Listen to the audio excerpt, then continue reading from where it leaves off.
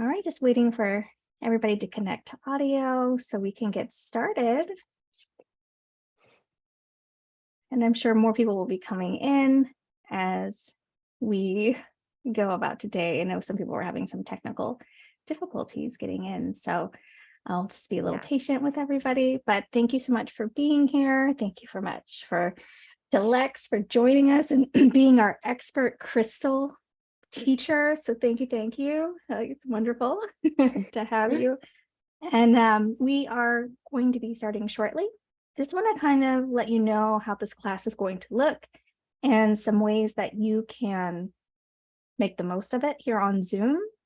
You have two ways that you can look at this class. So you might be in gallery view where you see like everybody's faces and screens right on your main page. And the other view is speaker view. And you can change that to where only the person is speaking is on your screen.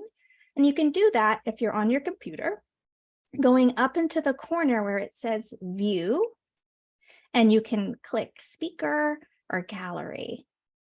And you can even hide some of the screens or hide yourself if you don't like looking at yourself. So you have all of those options there in the upper corner that says view. Nice. Yeah. Thank you for that. You're welcome. If you have any trouble connecting to audio, you might want to try either putting in some earbuds or just changing your source. And you can do that down in the bottom corner where it has a little microphone. It says mute, but there's an arrow that looks kind of like this. If you click the arrow, you can change your microphone or you're getting your speaker from. So you can change them around, seeing which one sounds the best for you. And you can also test your microphone and speaker there. So you could just test and you'll hear some little noises and it'll ask you, yes, I can hear, or no, I can't. So that's a way that you can make sure that you are fully participating, you can hear everything. And then finally, if that doesn't work, you might also want to turn off your video. If you turn off your video, sometimes that helps with your bandwidth so you can get a little bit better audio. So those are some tricks for your Zoom courses and for our workshop. We will be meeting for 4 weeks for about 45 minutes each. And Lex is amazing. She is one of my favorite people in the whole world. She has such a beautiful heart and she has such a passion for crystals and healing and helping people. And I think you're just going to love her. And I feel so honored that she's here today to talk to us about chakras and crystals. So I'm going to hand it over to Lex. And if anybody has any questions while she's talking, you can either type in the chat box down at the bottom. It would either say chat or you'll see a little ... more. And click that, open up your chat box, type something in, or you can do a reaction where you raise your hand. Right, I'm going to show you what it looks like. You can see the little hand up here in my corner box. It's kind of like it's kind of blending in with my skyline, but you can do that and we can call on you. So either way. All right. So Lex, turn it over to you. Thank you so much. Well, thank you, Sherry. You are also one of my favorite people. So I'm loving having this collaboration we're doing. Like she said, my name is Lex. Nice to meet you. Thank you for coming today. I'm like really pumped to share this with you guys. So today we're going to mainly be focusing on our root chakra. We're going to start at our root and work our way up to our crown chakras. So your root chakra is at your base. I'm trying to kind of sit with you guys here so you can see a little how I'm sitting. Like if you ever want to get into a very comfortable root chakra work situation sitting, it would be kind of like this. You've got both your equal weight on your butt bones and your chakra center down here. So, so today with your root chakra, I wanted to talk about what the root chakra is really about, and then what kind of stones or crystals we're going to utilize to get in touch with that chakra, to have mindful meditation with that chakra and get everything back on track, aligned, balanced, and cleared. So I wrote some notes because I'm a note taker. And our root chakra provides us with a base foundation for life. If it helps you to feel grounded and able to withstand challenges. This is also responsible for your sense of security and stability. So when I think of things like that, I mindfully ask myself, where do I feel unsafe or where do I feel unstable? To get to those questions though, to not kind of panic when you're asking yourself these things, that's where I bring in hematite. So this is a hematite cube that I have here today. And hematite is very heavy, you'll realize, because it's made out of metals and iron and it's actually magnetized. So hematite also is related to the word, if you ever heard of hematology, the study of blood. So hematite works with the iron in your blood. So when you utilize hematite to ground this chakra, I like to place it down here, but in my hands, down by my base. And I really feel the weight of this stone so that when I do this visualization, I call this the roots grounding visualization technique. You're utilizing the weight of this hematite to really feel yourself settling into this gravitational pull, this natural gravitational pull of Earth. But then you can further visualize even the iron in your blood being attracted to this density, this weight, this security. You know, weighted blankets, weighted stuffed animals, they're heavy because that comforts us, because it makes us feel grounded. It makes us feel connected to something stable, especially if our lives are feeling unstable or our thoughts or our emotions. So we're connecting with a basis, a infrastructure of stability that exists within our planet. So you already now, with all those thoughts and all those feelings and that weight in your hand, you're feeling that connection with Earth. So I have this longer guided 15-minute meditation video that I can share this link after the class so that you can really do this whole process slow and patient. But the sum of it is that you envision your roots growing from your seat while you have your hematite grounding you to Earth, and you grow your roots down as far as you can through this soil. You know, you even visualize coming up against a rock and growing around it deeper. That would be a challenge, representing a challenge or a hardship or a struggle. You get to it and you figure out a way around it. You know, you don't bash through it. You don't kill yourself over it. You want patience. Take your time, get grounded, stable. So hematite is very good for that. And once you have that grounding, you're going to have so much more mental clarity. And that's why another property of this stone is promotes mental clarity and concentration. Because once you're grounded, you're stable, you feel that security that Earth and gravity is supplying you. You're like, oh wait, I can do this. Like I have the power, I have the feet below me, the body to move. I have this connection to this planet that gives me everything I need. So that's all the things that you're going to think about mindfully when you're also doing this technique, feeling the weight and visualizing these roots. So that's your first step, is my hematite. And then I like to move over to my next thought, which would be black tourmaline. So I'll give you a little close up. This is my favorite rough black tourmaline. Like we all have our own little set that we use all the time. This is definitely my guy. He's starting to wear down a bit. But so black tourmaline absorbs negative energy, which is great because it'll absorb it from other people from getting to you. But here's another thing, it absorbs. So if you hold it in this tourmaline too long without cleansing it, you will start to, it's almost like nuclear seepage, you know, like, so it's going to seep back into your environment.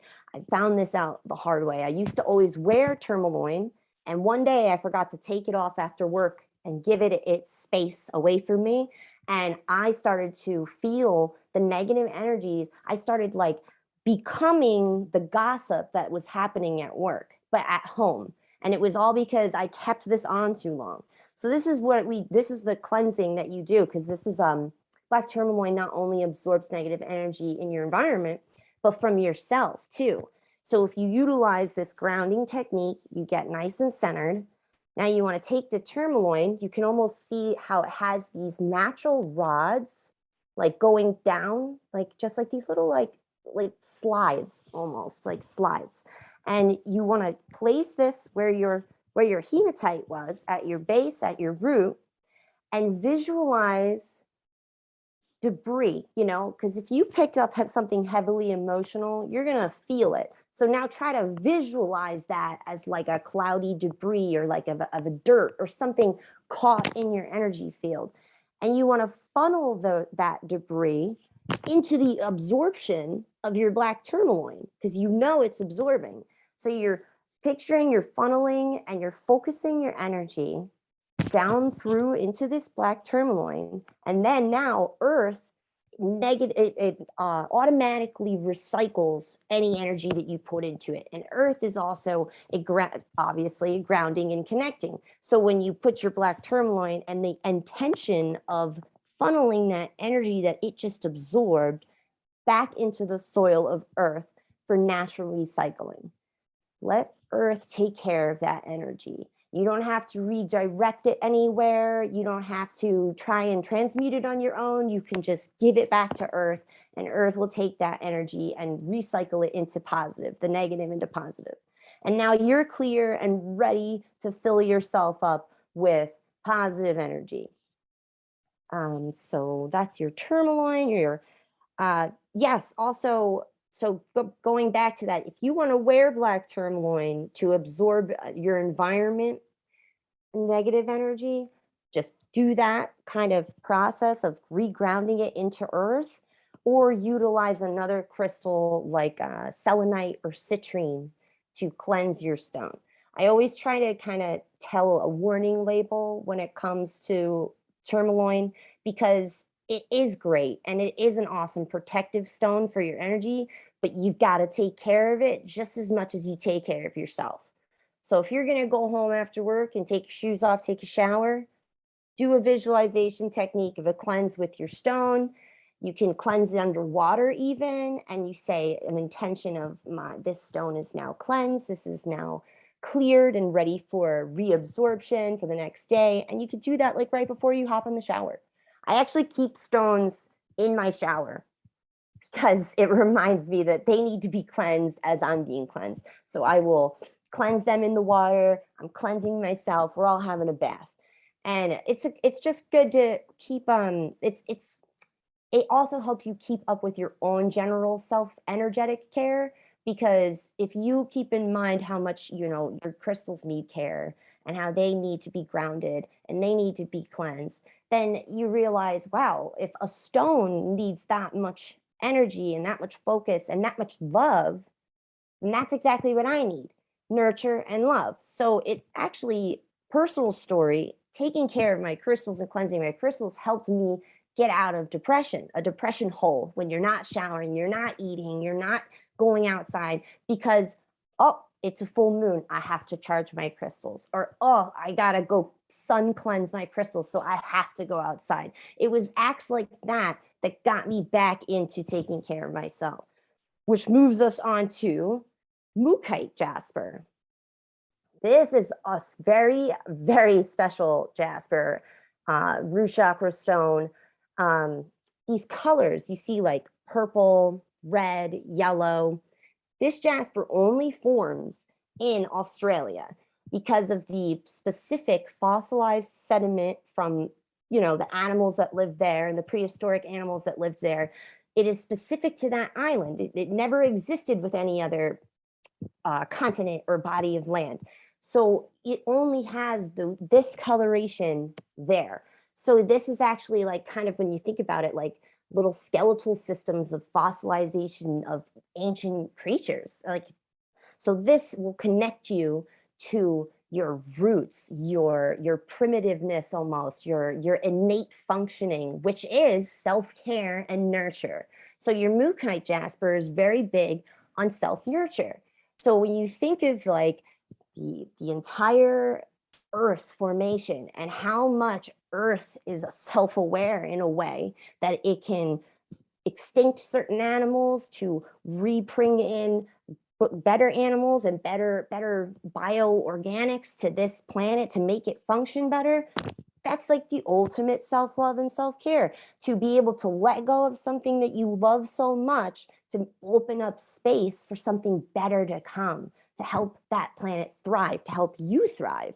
So ancient, archaic, like think of and this is the best story I've ever heard. And when I think of Mookaite Jasper, it always brings up this story, was that the first sign of civilization was, anything that you would think of like that. It was actually the finding of a skeleton that had a broken femur that had healed.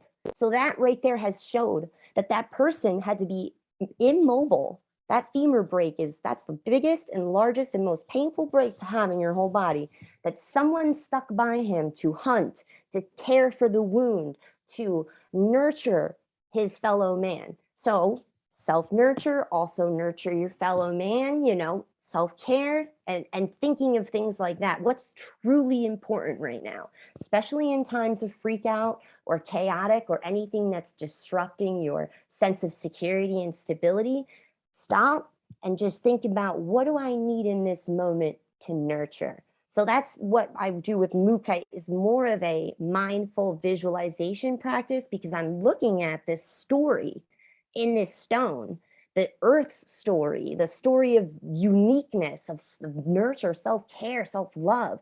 And I'm mindfully applying those concepts to my own personal life and to my own personal energy. And when you start doing that mental connection, you will feel it immediately in your body. Your whole energy, like your whole body just like relaxes. Like I've been wearing Mookaite for a couple weeks just because I felt drawn to it at that moment. And then I started having some opportunities and different kinds of things that I needed to make decisions on. And sometimes that can be a little overwhelming. You want to make the best decision, you want to follow your intuition and your heart, but then that overthinking brain sometimes gets in the way. So I bust out your Mookaite, think about, what do I need to nurture this right now so I can get back to a clear-headed mind. You can even bust out your hematite again to get that mental clarity. And really what it comes down to, what decision is going to nurture me in the best way, even if it's something that has to do with business or has to do with, something that outside of you. It still always has to come back to, how is this going to be good for me? How is it? Because you always need to take care of your self-nurture and yourself first before you can extend yourself in any way. You are an entire solar system. You are the sun, and then you have all these other planets that you have to keep in your gravitational pull and in your alignment. And if you can't focus on all 8, you're going to have to drop 1 and just focus on 7. But the sun is always that main important thing, because if the sun dies, the whole universe, the whole solar system collapses. So self-nurture, that's Mookaite is big on that. Then I wanted to move into red jasper to help us with this process of letting go, especially here, I'll show a couple. This is a red jasper that's also called landscape jasper because it has some really cool patterns in it. This is another one. It can have the stripes in it and be called variegated jasper. I don't know if I'm pronouncing that right, but it could be also brecciated. But yeah, so red jasper, and mainly red. This is for your root chakra. And red jasper helps you let go and let karma. That's like the best sum up for me, is let go and let karma, because red jasper definitely comes to you in a time where you're feeling injustice. Something has happened to you that is unjust, and you are feeling, I must rise up. I must be like Braveheart and yell freedom. But like, how, that's not always the best for your end of the day peace. Like, look what happened at the end of that movie. I mean, I'm glad that he had the revolution, but I'm just saying there's consequences to doing it on your own and not kind of just sitting back, mindfully thinking like, is it worth the fight? Is it worth the battle? Is it worth the disruption of peace within myself? Because if this person is acting in an unjust way, who am I to believe that I can get them to believe that they're being unjust? That could be their truth. That could be who they are, what they firmly believe in. So no matter how much I bark and I cry freedom, they don't get it. They don't get my sense of freedom or what my personal standing is on this situation. So that's when, if I'm feeling like I need, because I've struggled with that like my whole life, is this anger that comes from this root of childhood trauma, because I was surrounded by anger. So when anything went bad, how do I handle it? Anger. That's what everyone taught me. You rise above and you get angrier than the person, and then it fixes the problem. That's not how. It's not good. It's not good for my nervous system. It's not good for my heart rate, my blood pressure. I had high cholesterol at age 22. Like, I had problems with it. And I realized you don't have to fight every battle, and not every battle needs to be a fight. I can just take care of myself, return to that Mukite mindfulness, just self-nurture, and let karma take control. Let it go. Because if you let it go, you once again, you open up for new opportunities, for more things that are actually going to be what you need. Let's say someone's doing something that is or saying something that's causing you to lose something. So you fight for it. You're like, but wait, how can I get you to not take that thing away? How about this? Let it go. They want to threaten you with taking something away or whatever the case is. That thing is not meant for you. You can find it in another life, in another situation away from this person. If they're threatening something like a car or a house or a space, just find another car, house, or space, or downsize in the meantime, because your self-nurture is more important than fighting with that person to keep things that they're going to always hold over your head. So when you're feeling injustice, you are probably right. You are valid in feeling you're being treated unjustly. So you need to validate that, though, and look at your jaspers. And I love landscape jasper for that reason, because you see this landscape of mountains even within your patterns, or hillside, or just like how this black line comes in the middle. It's showing you like layers, like how life is layers. It's just one layer on top of another one. You might have a really dark, icky layer somewhere in your life, but it's okay. Like, you can still keep growing. You can get rid of the bad. You can learn from the mistake, because it's not going to go away. You learn from it and you keep on growing, and you become this beautiful striated stone. You become this beautiful patchwork quilt of experiences. So let it go.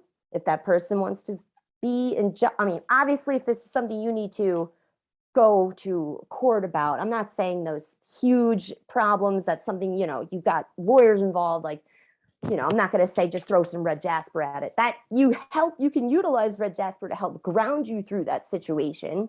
And also keep in mind what's really important. Let's say if you're going through a separation and you're fighting over who gets what, come back to that red jasper. What's really important? You got earth all around you. You got beautiful views. You got landscape jasper, like regain what's important, which is that self-nurture, so that you can just let go. And let's say that person gets all this stuff. It's just stuff.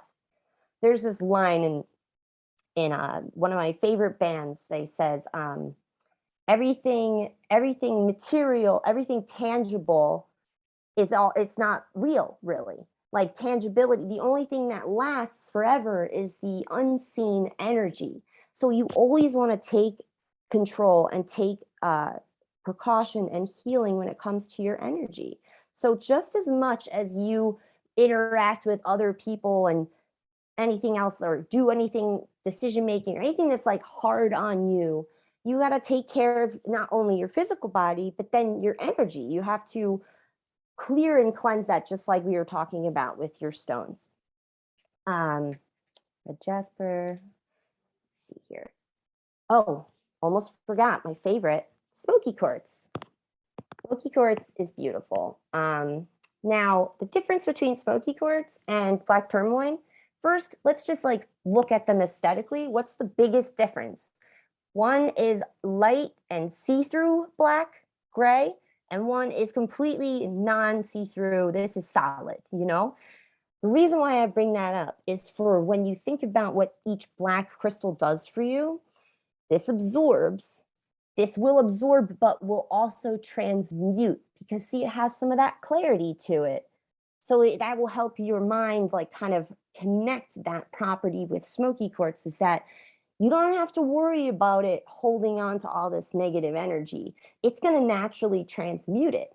What's also cool about smoky quartz is that it draws the energy of other stones when you're doing, let's say, what we were doing, like grid work with our hematite on our root chakra or our black tourmaline. You then can put your smoky quartz. I like to do it visually, like below the next stone. Like here's my bottom and then the next one, because I'm looking at it as it's drawing one into the other. Because smoky quartz will draw the energy of your other stones and pull that energy throughout your entire chakra system. So if we have, I'm gonna go on into this further when we cover more of the chakra, the higher chakras. But for instance, if I had a heart chakra stone here and smoky quartz at my root, and then my black tourmaline, I could be like picturing I'm now funneling and transporting the energy from the stone over my heart chakra being pulled down into the stone, the smoky quartz at your root. And then you can funnel that all into your black tourmaline and recycle back into earth, like the ultimate Hoover vacuum situation. So yeah, you can utilize smoky quartz to transmute negative energy. You can also use it to draw the power of other stones in a grid formation. Yeah, and you never have to cleanse it. It's good to go, naturally transmuting. This is a little thing though. Smoky quartz likes the moon a lot, I've noticed. Like the new moon, it likes the moon, it just likes it.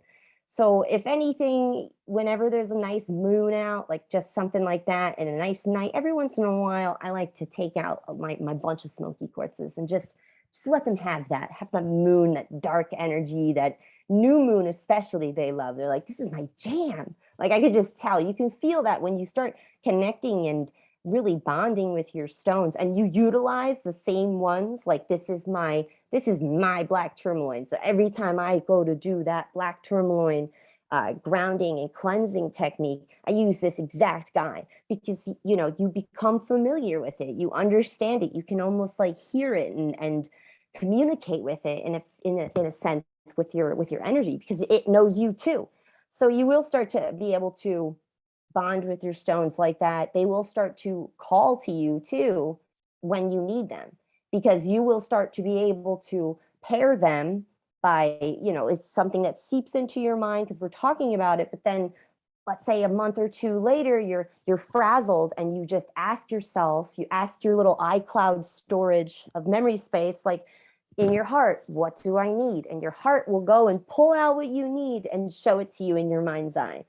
So that's, it won't, I don't hear words personally. I just see that stone. I see a color and then I follow that color to what's in front of me stone wise. I start picking them all up. I'm like, which one of you guys? And you'll just feel drawn to it. You know, some people say they can feel the vibrations of their stones. I find that a lot of people who identify as empaths, they feel the actual physical vibrations of stones a lot more. I personally see this in my brain somehow, like they call to me in that way, and I hear them, like their frequency pitches. Thank goodness today is the last day for Mercury in retrograde, because my crystals like to just scream. I don't understand that, but and not even in a bad way, like they're not out of tune or anything. It's almost like they're feeling like, hey, friends on Mercury, because there's actually huge crystals on Mercury on the dark side that never sees the sun in depths of caverns. So my theory is these big old cousins are coming by and they're lapping Earth, and like you're feeling that pull of that energy from those crystals. And all my little crystals are like, what's up, friends? Oh my God, you're like our founders. Like they're just excited, but it's very loud and my basement is overwhelming with the sound. Singing bowls will help cleanse that situation, actually. If you do a little ding, they all kind of listen to the singing bowl tune. Yeah, there you go. Oh, that's a good one, too. Yeah, and that naturally will tune your crystals up as well. Especially if you can hear them and they get overwhelming. They will tune to the sound of your singing bowl. Oh yeah, you got a little baby one. So yeah, that you can even fill your singing bowl with water and pop a stone in there and ding it, and the vibration will absorb and attune the water. And then now that water is healing water, with that frequency. It's really cool how that works. And when we get to the heart chakra, I'm going to do a whole lesson actually on utilizing water for to tune the water to the vibration of the crystal, and then how to utilize that on yourself. Before I open up everything to some questions, I did want to let you guys know that as we move through the chakra systems, we're going to do different practices like that touch on a lot of like the buzz ones that you might hear about, or if you're new, they're just like basic good crystal practices to utilize. So for instance, when we move next week into our sacral and solar plexus, we're going to be learning how to create crystal grids, grid work crystals on like little patterns like you put on your desk or whatever like that, because your sacral chakra is your creative chakra. So what better way to activate and get your sacral creative chakra in the mood to be creative and busting out its frequency than to create something like a crystal grid. And so we're going to create that. And then your solar plexus is your expression, your personal power of that creativity. Yep. And we're going to do some of that and some, we touch on a little bit of everything. So you'll be able to tune water to your crystals, cleanse all your crystals in different ways, build crystal grids, understand what that means, and how you can utilize that concept to actually do grid work in your house, which I know Sherry and I both do a lot. Yeah. So does anybody have any questions or anything they would like more clarified? I have a question. Okay, go ahead. So when I do energy work, I notice that like it seems like the root chakra, sacral chakra, solar plexus chakra, those lower three in the world are kind of wobbly, especially since COVID happened. And I still haven't really seen a significant change in that. And so when I work with people, if I were to offer them like a crystal, is there like a particular crystal that you think is kind of like a universal root chakra crystal that they could maybe put in their pocket and carry around with them all day if you had to pick just one? I would pick hematite right off the bat, because you get that weight too. Like you need to feel it physically and energetically. That's my go-to crystal for that wobbly feeling is always hematite. I like even magnetic small ones because then I can break them apart and snap them back together in my pocket. If somebody's like they're struggling with anxiety or having to fidget a lot, fidget with your hematite because it's going to reground you. That was my major problem when I first started doing personal healing, was my bottom three chakras were like, like they were just not doing what they were supposed to be doing. So I always kept the hematite in my pocket, and I always would put my hand in my pocket when I'm feeling that sense of unalignment and wobbliness, and I just reground to that weight in my pocket. So yeah, definitely hematite, because it reminds you, like whenever you put weight to something or drag something down, like a bunch of balloons, they all straighten out, like unless it's like a crazy windy day, but everything just kind of like, they all chill out, they anchor, they're all in that one bunch of balloons, they're not all still everywhere all over the place, they're all anchored. So that's what hematite represents, especially to me. Like you're holding down this anchor, especially if you are still working on healing your roots to like what is causing that, and you're still doing that mental and emotional catharsis and working on that, you are going to feel out of whack even if you're working on it. So hematite, just keep holding on to that as you're crying, as you're just cleansing and cathartic release, and then you feel that weight and you're like, oh, I got earth, I have earth, I'm not hurtling through space,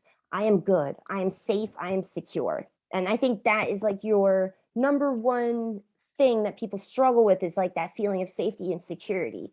Like that's like really a root of why the rest kind of gets out of whack, because you're not feeling safe. So you're acting out of fear. And when you act out of fear, you don't make the right decisions. You don't make the best decisions for yourself. Yeah.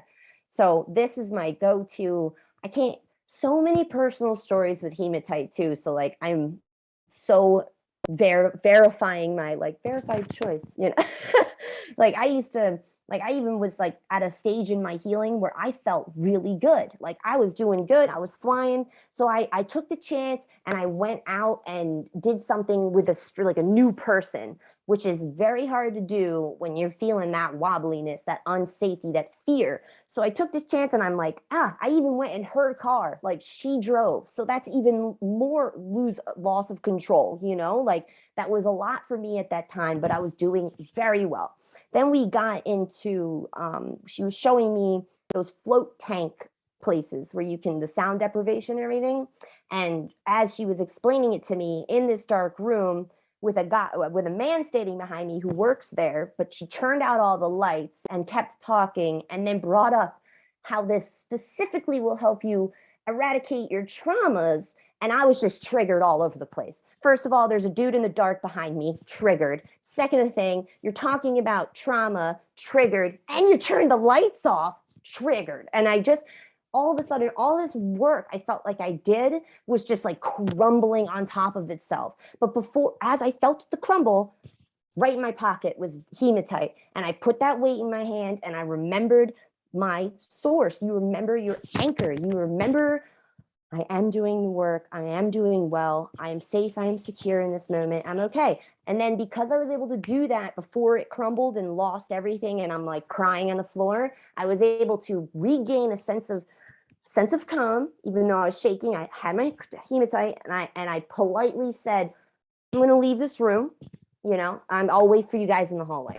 Like, no big deal. I didn't have to force myself to stay, even though that I was the person they were showing it to. It didn't matter. Like, what do I need to do in this moment to feel safe and secure? And this will bring you that anchoring and that immediate clarity. If you let it, you got to let that happen with that weight and feel that and ground yourself to that weight mindfully.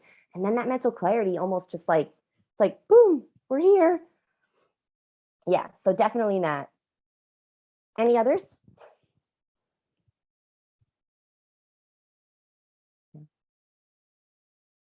Okay, cool. Well, when we get to the solar, go ahead. There's a question that came into my private chat that I missed. And cool. It was, so it's about the root chakra. And if the root, let me put my cat down. There you go. Sorry. So if my root chakra tends to be my problem place, how would you suggest that I work with it daily with a crystal? Daily. Oh, that's great, because I still do it daily because of my history with a wobbly root chakra. So I still do this daily. I do I do everything on the ground in the morning. Now, I'm not suggesting, if you can't do that, you have a back problem, totally understood. But if you could somehow get on the ground for at least 10 minutes with a pillow under your butt, you can even lean up against your couch, getting on the ground and grounding with stones like red jasper, hematite, mookaite. Sometimes I'll just spread them. I'll just lay them out in front of me because I'm looking at these and I'm realizing what I am that I'm working on, this grounding. So I lay out my crystals and I have my tea. Have my tea on the ground, because that will move me into a meditative state or a mindfulness moment, but which can be hard though if you struggle with a lot of fear and insecurity and an unbalanced root chakra. You don't want your thoughts to go where they're going to go naturally. You tend to try and control them and force them to go where you think they should go because you don't want to think of certain things. So this is a nice way to gently move into allowing your thoughts to just make that little web connection to something new. So you've got your tea and you're being mindful with your flavors, which is tying in your senses. So it's going to bring you into that moment. You're safe and you're secure on the ground. So you can't feel physically unsafe because you're not going to topple over. You're in this rooted position. And then you have all your friends in front of you that are all teaching you those things that you need to remember before you start your day. And you can even ask yourself, this is my favorite. You're looking at the hematite and you ask yourself, why am I feeling unsafe? Why do I feel unsafe? Let that thought come. And then you can just walk away, write it down. You figured out step one. Then you can move over to your mukite or your next stone. And you can be like, okay, mukite is all about self-nurture. Where do I need self-nurture? How am I not nurturing myself? Just simple question, write it down. Now you do that with all the ones you have in front of you. And I call this a mark, map, and move, because you don't want to flood yourself all the time. We still have things that we need to do, like, go to work or whatever. So just ask yourself one at a time, mark it down, map this out, because the next day you're going to further it. You're going to go, okay, so why don't I self-nurture? I figured out how I don't self-nurture. I figured out where I need more self-nurturing. But now I'm going to ask myself, day 2, when did this start? When did this programming begin? When did I start ever feeling like skipping self-care or that rest meant that I was invaluable? Where did those thoughts start? Where did they be, like their root? Because you're working with your root chakra. So the point is to get to your roots. So you start with the surface question of the present. How am I not doing this? Where am I not nurturing? Why am I not feeling safe in my present? Write it down. The next day you do another mindful meditation routine. And then you ask, where did that begin? Where did that first happen? Where was that first memory of where I couldn't do a certain thing or feel when I was programmed to feel a certain way about myself? And then that's where you're going to have to allow the memory to come in, validate the emotions. You have all your grounding friends in front of you still, so you're safe, you're connected to earth, you are in a good place, you're on the ground, so you're safe to allow this memory to come. And you let it.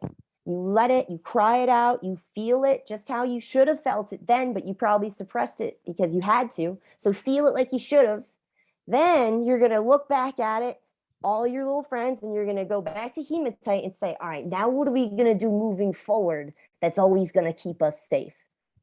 What are we going to now implement all the time to not allow that to happen again? So there's three little moves. You got your first day of it. You can sit with it and ask those first layer of questions. Now that could be painful, so wait a couple days, but still sit in the mornings and have that moment with yourself on the ground. You might not need to ask questions that day. You might need a little break. So go ahead and do that. But then when you're feeling safe again, when you're feeling ready, ask that second layer of questions and do that same process. And you're going to start making this little map that's going to start connecting all of your things, like all of your traumas, all of the things that even happened in your adulthood that didn't make sense are going to all start making sense because they're connecting in this web, because you're figuring it out. You're slowly getting through. And that's going to really anchor your root chakra, because your root chakra needs to feel safe. So you got to go and rectify, bring up those things that are making you feel that way. Now, there's a stone called black obsidian that is meant for that specifically. However, being someone who went through a lot of complex trauma, you don't need to erupt like a volcano to heal. And that's what obsidian does. It really drags up anything that you might have suppressed. And that's good. I personally used it at the tail end of me doing this deep work, because I was like, all right, I'm feeling like I'm in a good space. I got my tools, I got my methods, I have my meditation practices. Now I'm ready to just get that last little nugget of whatever I'm hiding down there, because I was more ready for it. So don't jump into obsidian just because you're like, I feel like there's so much down there. If you feel like there's so much down there, do your slow steps. Mark, map, and move. Obsidian at the end. That's why I didn't bring it up today, because I felt like when we get to our heart chakra is when I really want to talk about obsidian, because it's tricky. You will have catharsis. You will have release, and you will start to see everything differently because you've relieved all that. So I'm a big fan of slow and steady wins the race. Patience is key. Self-nurture and self-care, self-rest, self-love, like all these things need to be balanced alongside of your healing when you're doing these root chakra questions, when you're digging deep and you're getting to your roots. You got to remember, like, take that shower, eat a good lunch, have some water. Like, that's why I don't recommend working with Black Obsidian unless you really dove through all these questions and it's been like a long time and you're like, I really can't figure out what my last block is. Then whip out the Black Obsidian.